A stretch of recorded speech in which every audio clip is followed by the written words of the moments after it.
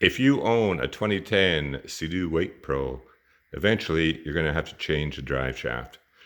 For 2010, they redesigned the drive shaft that drives the impeller, and it wasn't a very good design as the rear spline wears out and slips in the impeller or jet drive unit. So the other problem is Sea-Doo only sells you a manual that covers models from 2012. So you're at your wit's end trying to figure out how to get this thing out. So here's what I did. Jet drive units off. I took the supercharger off.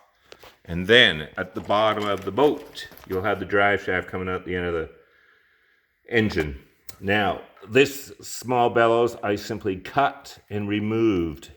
Then, with a little bit of finagling, you'll pull this boot forward and you'll see this nut assembly.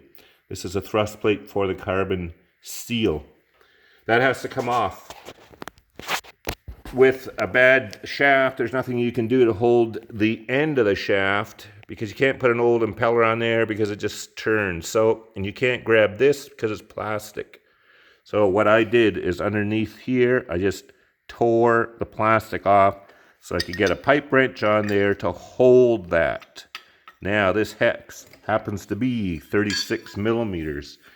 And I had this tool for something else, being a mechanic, or you might want to invest in a 36 millimeter wrench just for this job. And one thing to note, this is a left-hand thread, so you actually turn it to the right to loosen.